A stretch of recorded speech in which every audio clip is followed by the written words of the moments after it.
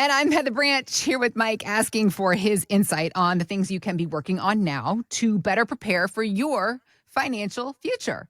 MyLifePlanFinancial.com is where you can go to start the conversation with Mike and his team about your retirement savings plan. Of course, we have links posted in the show notes, so you can just click there or, again, visit us anytime at MyLifePlanFinancial.com.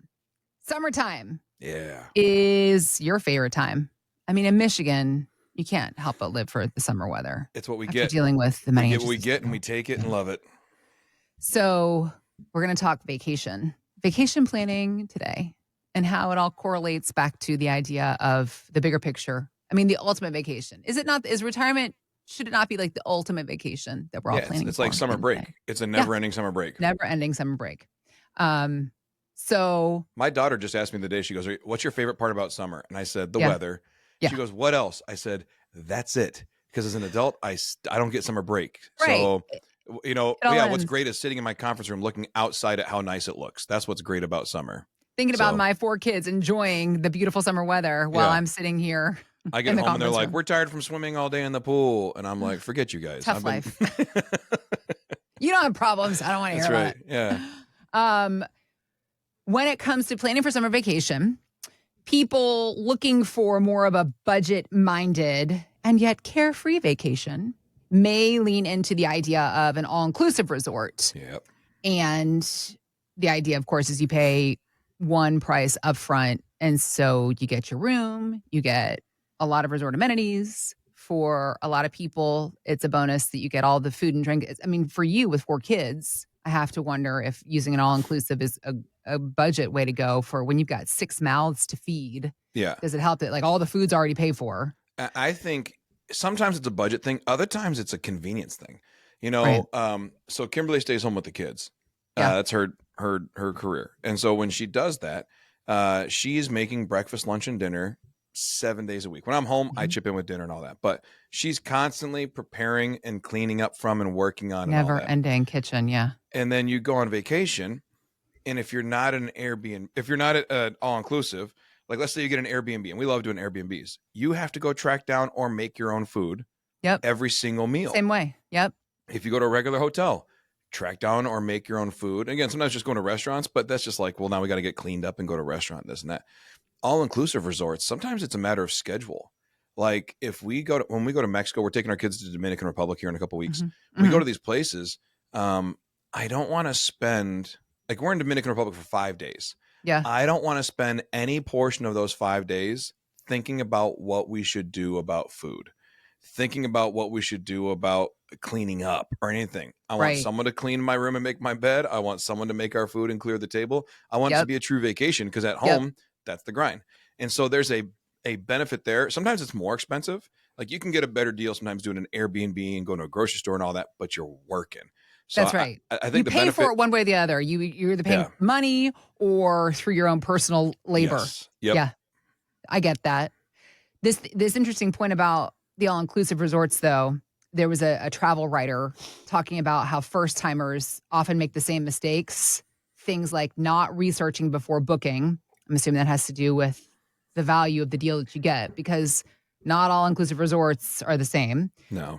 Not realizing that they can upgrade to a suite with better perks because sometimes things like maybe a suite on the suite level will get you added amenities. So the room itself might be a little bit more expensive, but you end up getting all these other things that it evens out or maybe even saves you money because you don't have to pay for the room or different things. Right. Yeah.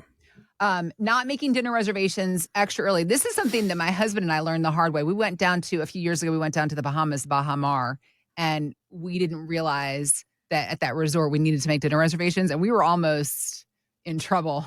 Yeah. Because the restaurants fill up fast. Mm-hmm.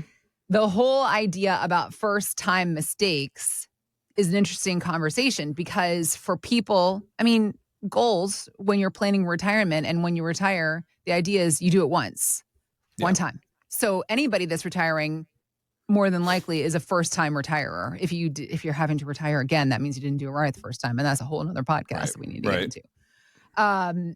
So this idea of first-time mistakes, I think, plays into the conversation of the work that you do as well. very Yeah. easily. Yeah. Well, you think about the benefits of the all inclusive, like we talked about, is that you get to relax while everybody else takes care of everything else. Right. That's the whole goal. I Yep. want to go somewhere where I do what I want to do. I'm on vacation. I'm doing what I want. If I want to go golfing, swim, snorkel, do whatever, you do Mhm. that. Someone else is in the background working, and someone Mhm. else is preparing the things that you will need even before you, like at 1 p.m., you're not thinking, man, I wonder what I'm going to do for dinner. You're swimming. And about 4:30 or 5, you go, hey, I'm getting kind of hungry. Well, good news. Someone has been cooking for 2 hours preparing for this moment. That's an all-inclusive benefit. Well, in the same way, your retirement works the same way. There's things that we're trying to do. We want to travel. We want to remodel the kitchen. We want to go golfing or Yeah. snowbird or do all these different things, go up north for the summer. And all the while in the background, we need to make sure that Social Security benefits are covered. We need to account for taxes, make sure that withholding is done on everything. We need to Mhm. build tax strategies, not just for what you're taking out, but also how your money will be taxed in the future. And a comprehensive thing that says, year by year, do we know how much we're paying in taxes? And should we adjust that one way or the other? The withdrawals we take, are they affecting our Medicare premiums? Are they are going Mm. to cause our Medicare to become more expensive? That's Estate a that's planning. a that's an interesting point. How withdrawals can affect your Medicare. Yeah. Those are the little things that I think why it's so important when even if you DIY'd your savings plan your entire working career, when it gets to retirement, it's such a different ballgame and all these little things that can Yeah. come into play that you had no idea about. Yeah, it's like the questions you don't know to ask yourself. Right. I don't realize how this over here affects that over there. Like, I don't Right. understand that because I don't do it every day. I've Mhm. been on the line at GM, or I've been working for the state or Michigan State, or whatever. You're Mhm. doing your thing professionally in the same way that I don't have a clue how, when my car's being fixed, how the different things interact with each other. Right. Like, I don't have a clue when they say, well, you got this problem, and as a result, you had this. I have a friend who just was down in Tennessee on vacation, and they're driving their car through, and they have an issue. They limp their way to a mechanic, and he says, well, you blew a rod. And they're like, oh, okay. So what does That that doesn't mean? sound good. Well, Yeah. and it's like a pretty important part. And again, I'm not going to pretend like I fully understand what the rod does. Okay. Okay. But unfortunately, he was telling me the story, and he knows more about cars than I do. So he's saying it. I'm going, yeah, yeah. But like, I guess when you blow a rod, if you're not careful, it can wreck other parts of the engine, like the cam Okay. or whatever, all this stuff. He starts going to all these things. And this guy's not a mechanic. This guy is a professional services guy, but Uh-huh. he's relating to me what the mechanic said. And I'm just like, whew, I don't know. I Sounds don't know at all bad. what you're talking about. But, it's kind of like the hip bone connects to the thigh bone or whatever. Like, all these things work together. And the mechanic knows, well, because of this, I need to look for this to just in case, because this could cause these other problems. Mhm. In the same way, a financial plan, if I take money from here, how does it affect am I going to have to now pay taxes on my Social Security? Am I Mhm. now going to have to deal with a higher tax bracket? Am I going to have to deal with my Medicare premiums going up? Planning down the road, we want to do this kitchen remodel. We want to do this thing. All right, what are the best places to pull from? Because so much of financial education is spent on accumulation Mhm. and the growth of your money. But yet when you retire, it becomes less about accumulation, more about preservation of the assets you've saved and distribution of the assets you've saved, because you want to live this life. You want to do these things. And I don't Right. want to have, I want to find out after the fact that I took from the wrong account and it caused these unnecessary taxes. I Right. just want to live my life. I want to be out swimming while someone else is preparing the meal. And that's Mhm. what we're talking about. A financial plan is a financial meal, and it's what sustains you through your retirement. But having someone else there while you're doing what you want to do, Yeah. someone else is here working. Someone who still has to go to the office is there working, doing their job so you can enjoy life. That's what a retirement plan looks like, especially a holistic one that's all inclusive, that covers all Mhm. these different areas, because your retirement is more complicated than just, well, I have this 401k or I have this IRA. And people all the time, they'll bring in like a folder with statements, and they'll say, here's my retirement. And they set it down. I'm like, that's not retirement. Those are accounts. Your Right. retirement is what you want to do with your days, what you want to do with your life, and who you want to impact, how you want to influence the world, whatever it is that you want to do. Mhm. That's retirement. This is just a tool. These statements are just a tool to get you where you want to go, or to get you doing what you want to do with whom you want to do it. It has nothing to do with your actual retirement. And I think there's a good separation, because people see their value in the market value of their accounts Right. versus, and that's kind of letting the tail wag the dog, versus instead, we want to have a plan that says, here's who I want to be in retirement. Here's what I want to accomplish. Here's where I want to go, what I want to see. But here's what my identity will be in retirement. And as a result, let's build portfolios and plans that cover all the bases, all inclusively, to take care of that. On our website, mylifeplanfinancial.com, there's a button that says start your retirement roadmap today. And the reason we chose that verbiage on it is because anytime you get, in a car to go somewhere and you go to the GPS, you punch in not where you are, you punch in where you want to go. What is your destination? And so we start with the end in mind. And then once we know where you want to go from that conversation, we draw a map that works all the way back to where you are today and says, here's the next steps. Here's your first turn. Here's your first adjustment.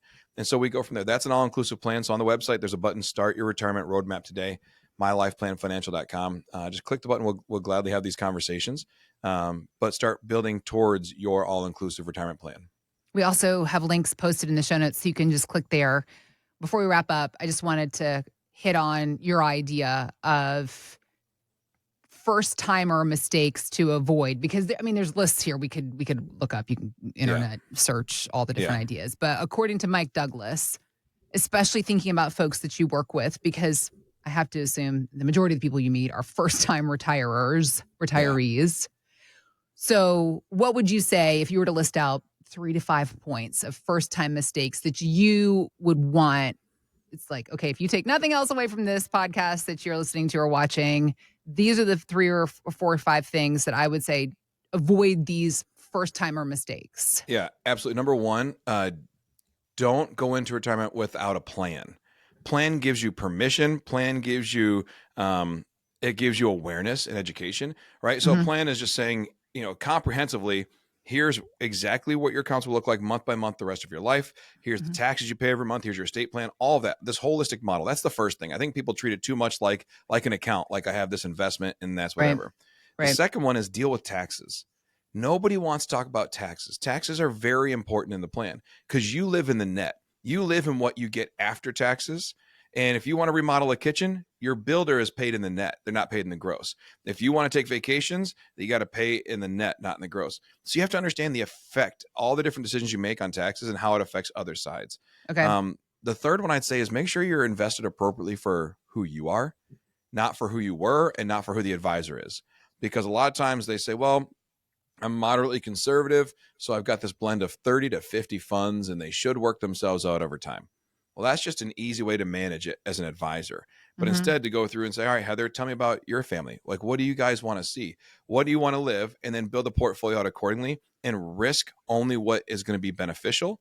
And yet at this phase of life and retirement, being less risky, more beneficial. That's the model. So it's not about the return on your money so much as the return of your money. Sometimes you just want to wake up and see the accounts be even. So that's appropriate risk. I'd say those are the big 3. And the fourth one, don't avoid a legacy plan. You have to build an estate plan. And people don't want to talk about dying, but it's important because why have the government rip away a bunch of money unnecessarily?